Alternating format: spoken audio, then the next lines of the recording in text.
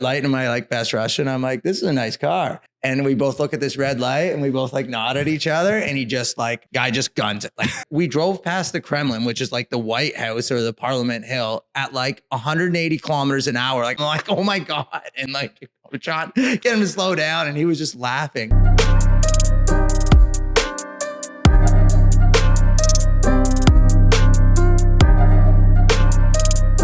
Welcome to another episode of Here We Grow. I'm Pat Nadeau with the Nadeau Real Estate Group, and today I'm super excited to have my good buddy, Dan Mackinnon. Cheers, pal. Thanks for being on. Cheers. Thanks for having me. So, hold on.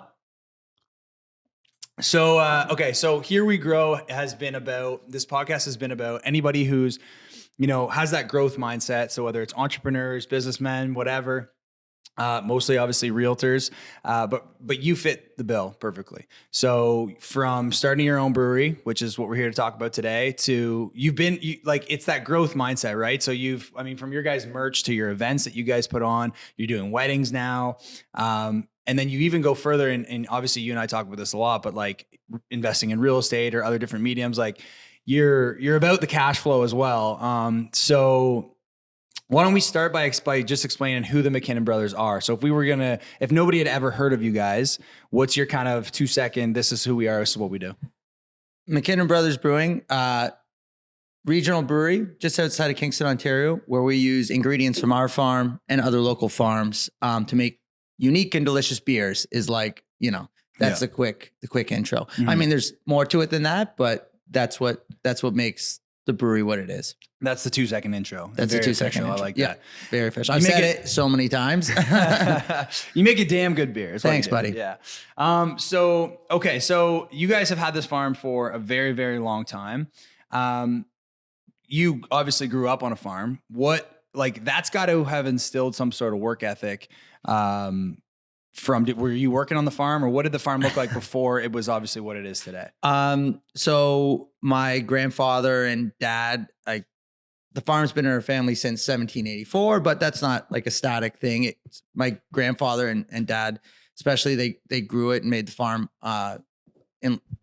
larger. So typical farms around here, say 100 years ago, before World War I, were 100-acre farms, usually mixed. The main purpose of the farm being to grow enough food for the family on that farm, and extra stuff they sold to wherever. And that started changing, after World War II, and commodity prices started becoming a thing, and the farms got needed out of necessity, got bigger and bigger. Like one farm is like, I'm doing something. The son or daughter or whatever didn't come back and take over the farm. The old guy retires.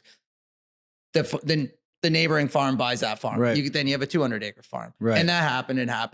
And I mean, that's just the way it went. And that's how you had to typically grow the farms larger to keep them competitive and get more efficiencies to continue to make a living strictly farming. And that's what my grandfather and dad did. And they grew it to about just over 1,000 acres. And when I came back, my brother came back, we bought one of the 100-acre chunks from them, from my dad, so he could kind of retire a little bit. And then we wanted to continue to do the farming, but add some value added. So you're not so beholden to like the weather or the commodity prices, because if farming's tough. Like you don't control the price of the product you're selling, and you don't control the weather. You can only control like a third, like how good of the job you do farming, like getting out there and getting it planted and sprayed and harvested all at the right times, which is kind of tough to do. It can be, 1 year you might make money and 1 year you might lose money, and it's not anything to do with how good of a farmer you are. So we wanted to do something that was like value added. So we started the brewery, kind of still run the farm and still, keep all those traditions alive, but do something that took us away from the strict commodity price, gave us more control of like the destiny of like how well the brewery or farm was going to do financially. So it's cool because I feel like that. So like back to this growth mindset thing is like, it almost started before you, like it's the same thing in I saw a lot of similarities in business, right? Like you're trying to grow, you're taking over other markets, right? So the farm was growing, and you know, like you said, there's up markets and down markets, just like there's up seasons and down seasons in farming that you have to kind of adapt to. But then obviously you found another solution. So at what point, like, let's like dive into kind of like the age that you were, or like how, honestly, how the hell did you just decide to have a brewery? That's what, like, because here's the thing too, is breweries, like craft breweries are pretty big right now. Mm.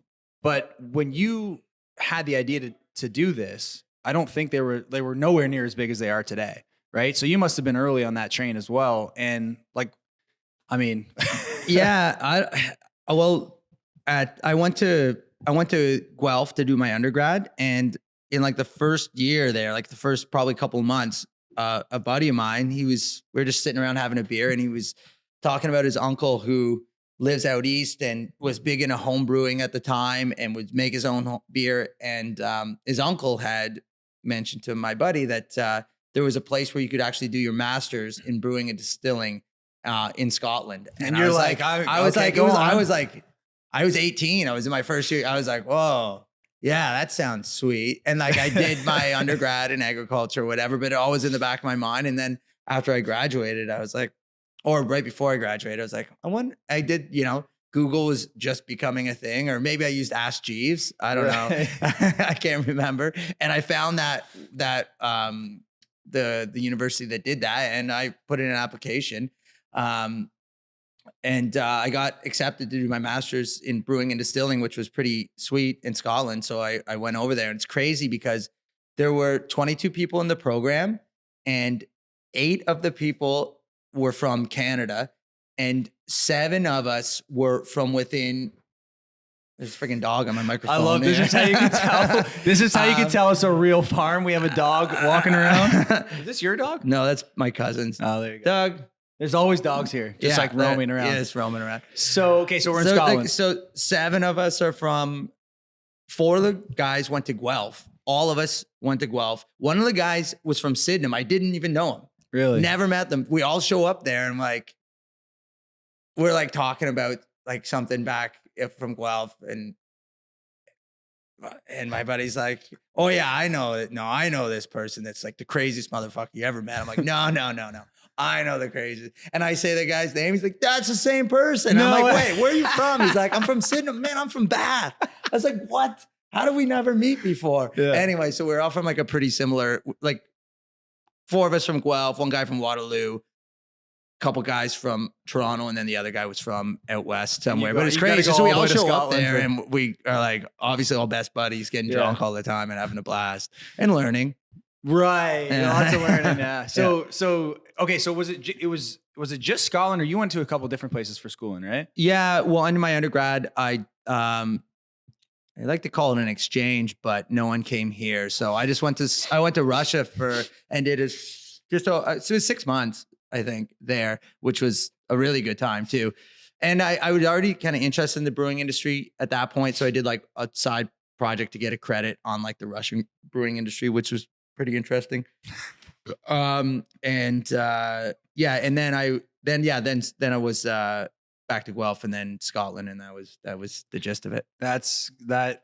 I mean, I know it is because we've talked about this over many beers before, but this schooling experience is not a schooling. Like people think they get wild and go when they go away to college. Like, bro, try going to brewing school, you know, in 3 different places, right? Yeah. So, because I know you were telling me the story about. Well, first of all, Russia sounds insane. Yeah, it was pretty wild. And their taxi service is pretty wild as well. Yeah, so I'm told. Yeah.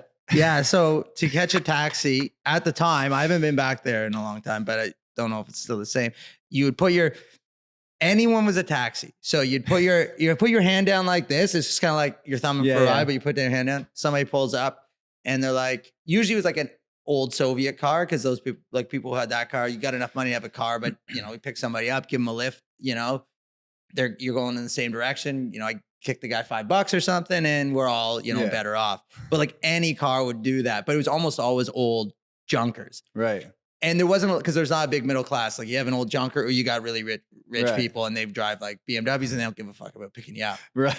But this one time a guy pulls over and they'd importing a lot of like, not that old, but used cars from Germany. Mm-hmm.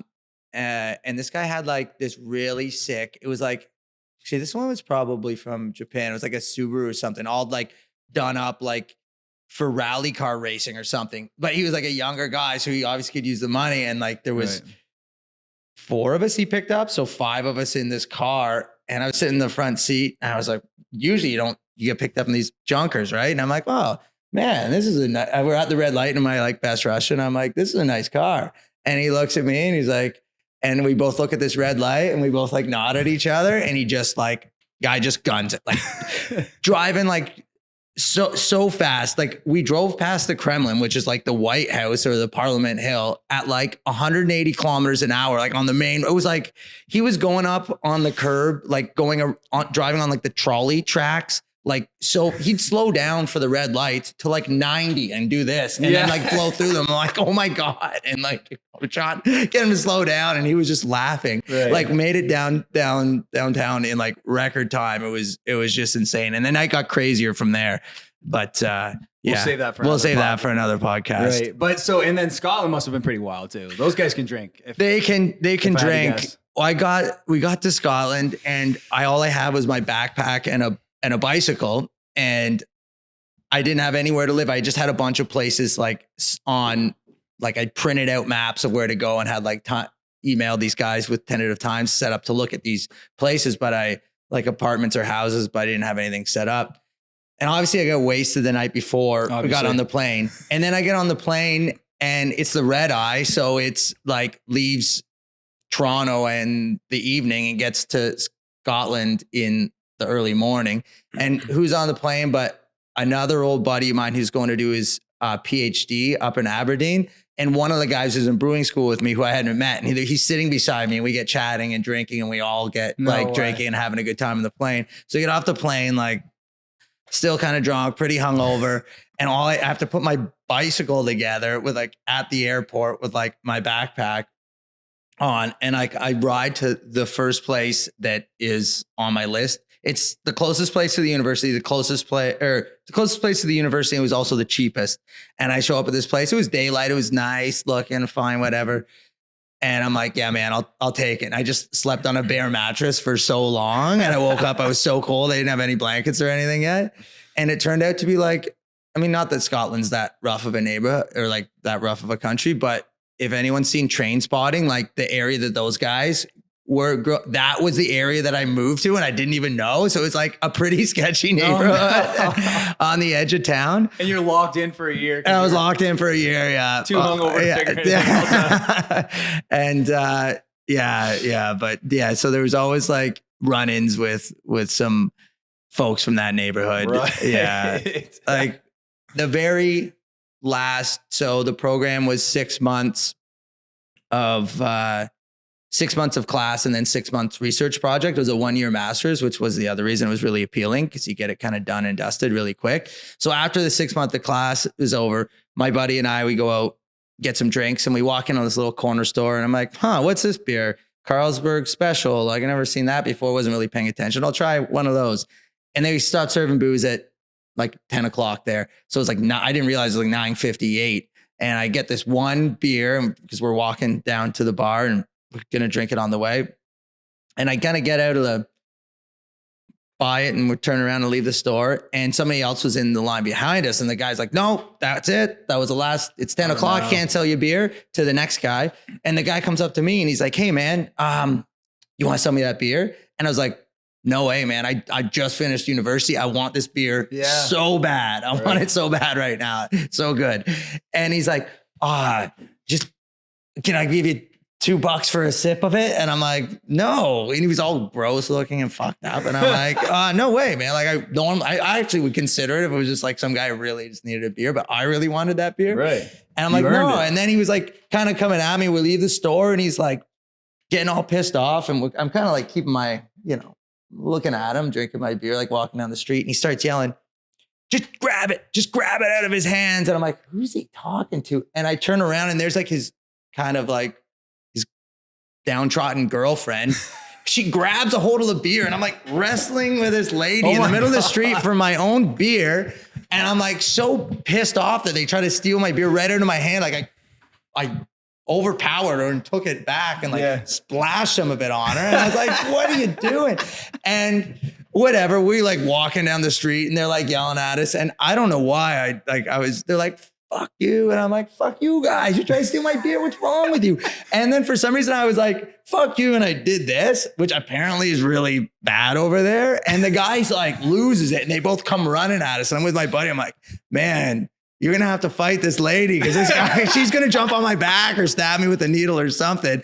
And he's like, no, man, come on. We can outrun these guys. We don't want to he's like, I'm not fighting a girl. And I'm like, well, that's pretty fair. You shouldn't. Yeah. And I'm like, let's just get out of here. We shouldn't like. Did you spill the beer when you were outrunning them though? No, it was like how I drank. I was chugging it. It was half gone. Yeah. And then I splashed them on that lady. Yeah. They were easy to not outrun, but like we briskly walked away and they gave up. But like if we had stood our ground, it would have been just based on the definition. I didn't think they were going to be just hauling ass after you. They really wanted that beer. But the beer, I didn't realize it was like one of those 10, we don't have them really here, but it's like 10% super sweet. It's like made for people who just want to get a quick buzz. You know, I didn't realize that when I grabbed it. I just like grabbed this beer. So I'm hearing something here. What we need to do is figure out a way to create that sort of demand for your beer. We're almost there. I don't think we want those kind of customers. People fighting in the streets, fighting in the street. That would have been a good ad for. I think it was a Carlsberg. That'd be a good ad. So good they'll fight in the street for it.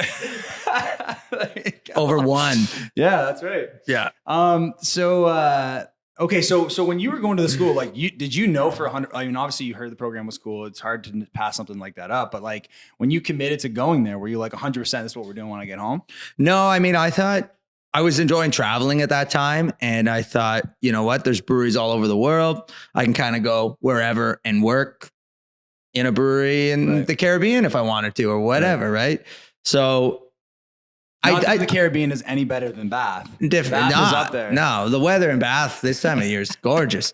But no, I wasn't like, maybe it was in the back of my mind, like, oh, maybe someday we'd start a brewery on the farm, but it wasn't like, right. And I honestly, I went to brewing school, but that doesn't mean, you know, like everything about starting a brewery, you know, you got to go out and work at other places before, you know, you're ready for that. So at what point were you, I mean, you and obviously your brother and your cousin, right? Mm-hmm. At what point did you guys go, all right, this is something that we should do? So after I was in Scotland, I got a job down in England doing like new product development in the brewing and drinks industry at this place, which was pretty cool. And I was home for Christmas, and my brother was working at Kellogg's, the cereal manufacturer. Yeah.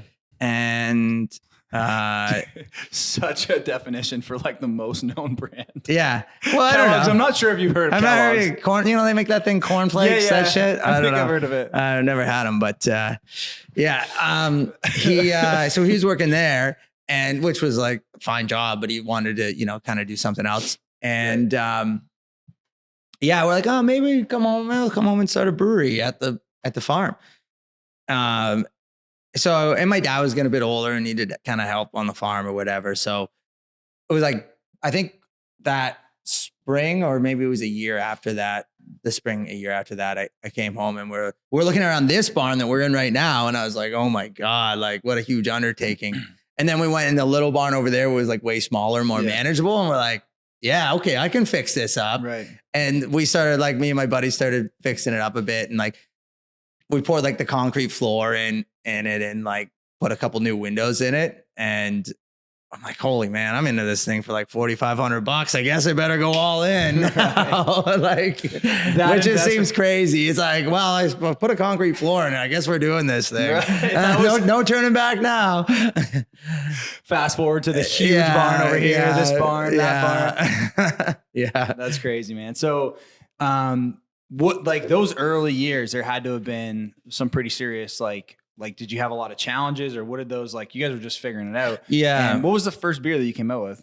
Crosscut, right. I think. Which is still kind of like the big one. Yeah. I mean, we came out with that. We were like, when we were hooking, we were getting luckily, like, I don't know who owns a natural gas line, Enbridge or someone, Union Gas or something, and Hydro, they expropriated a bunch of land from us. Awesome. Yeah. But they ran the main, like, Trans-Canada National Gas line runs like, I don't know, half a kilometer out in the field there. Right. So like since they took our property and ran it through, I guess they felt obliged to hook the gas up to, like, when we requested, they hooked the gas up here for the brewery, which makes it like we're trying to get away from that, but it's pretty tough. It's better than propane. Like, it's the cleanest energy source we've got right now that we can use here. But anyway, it helped us, get this place up and running.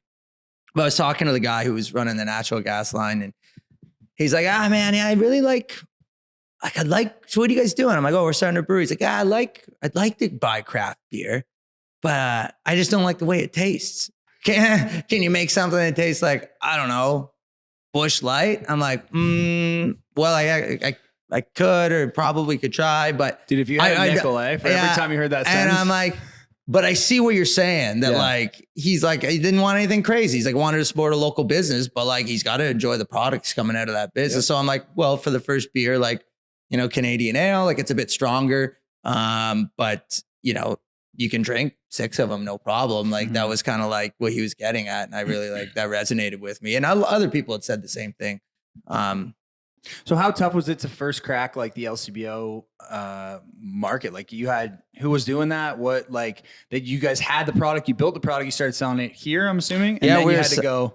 I was surprised because people started showing up at the farm. Like, we never anticipated anyone wanting to come out here. We're just like, this is an easy place for us to set it up because we live here. We've got all our tools from the farm here. This sort of made sense to do it. But then people started showing up here, and like, I like had an old fridge at my house, and we like dragged it over here and like plugged it into the building, and we're filling growlers up by hand, was like, and selling them out of the fridge. Yeah. And then to get into the LCBO, I think it was probably a couple years after that, we got our first product in cans. We had this mobile canning guy come up from the States, and like, he didn't clean the canning line right. And the entire batch of beer tasted like absolute dog shit. So that was a bit of a downer. But anyway, live and learn. We got our stuff figured out, and my brother's pretty good about dealing with all the paperwork and dealing with the LCBO, and we got our applications in and they got approved. And yeah, I mean, we never really looked back. We're selling lots of beer. Mostly we sell it locally, kind of Trenton to Gan. It would be like the majority of our sales in this area along the 401. But now we've got 5 products in the LCBO. We're super happy with the way things are going. And you guys got to be a contender of like one of the top. And maybe this is just because we're local and I think so highly of you guys, but like, you got to be up there in Ontario in general. Yeah, I think that because you said we had our hockey jerseys on in Collingwood and people were picking us out saying like, and that's pretty far. Yeah, right? Like, I think people like the festival and the brand resonates with some people. And like, I don't know, I was at Guelph, Ivan went to Queens, and Ben went to Waterloo or something. We're all like kind of personable people. So we got buddies around, and they'd see that or whatever. Anyone who came back to the farm would recognize and have probably had a good time, and we recognize the brand. I think like we sell most of our, like we got some of the better sales in like whatever district 27, LCBO region, whatever one we're in. And then I think in Ontario, we're like maybe the 8th. Was the best at the LCBO, awesome, which was pretty crazy. Hell yeah. Or at least maybe Crosco was like the 8th best selling product. I can't remember, something like that. You could have told us anything. It's fine. You could have said number 1. Oh yeah, like, number 1 best selling product in the world. It's the best beer you've ever had. That's right. Like those signs you see, like you're driving by some shitty pizza place, like voted world's best pizza. Yeah, I don't know. Dude, how many signs have you seen in Kingston? The best realtor in Kingston. There's like 9 of them. Yeah. You know what I always think's funny about realtors is when, I don't know if you do this, but when it's like, let's say Pat Nadeau, BCom. And it's like, buddy, I don't give a fuck if you have a Bachelor of Commerce. You're fucking my real estate agent. Like, it doesn't make any sense. Bro, I can't do that. It's like Pat Nadeau. Study marketing at college, sorta. Almost graduated. That's all I know. Yeah, that's right. Yeah. I mean, I just think it's like, I don't know. It's not fooling anyone. Well, it's not fooling me. Well, like, how's that tell you? Yeah, it's about marketing. How do you sell more houses? So, yeah. Okay, so let's kind of wrap this thing up. But what's, I mean, everybody, the local people know how crazy you guys have gotten with your events. The Back at the Farm's coming up. What's next for the brewery? Are you able to tell us kind of is there another beer coming down the line? We got like a fruit beer we're working on, like kind of a fruitise, kind of like a bit of a sour, fruity, all Canadian fruit though, which we're kind of proud of because a lot of people, you just get fruit concentrate from wherever, but we're trying to do like as local as we can. Right. So that's hopefully coming out this summer. We did a trial run on that and it was tasting pretty good. So I think we're going to go with a full batch of it. So hopefully it'll be around we got a couple concerts coming up. Dwayne Gretzky, which is going to be super fun. They're like the world's greatest cover band. Right. Like they're singing Fleetwood Mac and you're like, man, is that actually Fleetwood Mac on stage? It's amazing. They're here June 11th. Then we got the Sheepdogs on Canada Day, which will be pretty fun. So if you don't have any plans for Canada Day, come on out. And then Back to the Farm, third Sunday in August, which I think is the 21st this year. If you live in Kingston, you better be there. That's like the event of the summer, as everybody knows. I love it. Yeah. And if you can't make it to that, come to one of the other concerts. It's like for sure, almost as fun. Well, you guys got the stage now and everything. We got a stage. Yeah. Pretty wicked venue. Well, cool, man. When is, I'm going to ask the same question that the Hydro one or Enbridge worker asked you. When is the Bush Light coming out? Is there a day that the Mackinnon I was Light rolling a happens? recipe around for we got Philomena, which is the beer like named after my recently deceased grandmother. Right. But she used to make bread with a Pilsner. So we're like, let's make a Pilsner. Right. But I was thinking about like a recipe for a Philly Light would be potentially on. I don't know. See if we have time and like fermenter space for this summer. That is or the not. name for it too. Yeah, man. Philly Light. It's got a good ring to it. It's a natural. Yeah. Not that you didn't already have my business before, but you will have my business. I am one of those redneck drinkers that wants one of those. I want a Philly Light, which I totally understand and respect. I drank a Bud Light last night. It was good. There you go. They're good beers. All right, buddy. Well, cheers. Thank you so much for coming on. Thanks for having me. As we wrap every episode up, we'll say, here we grow. Here we grow. Thanks a lot, Dan.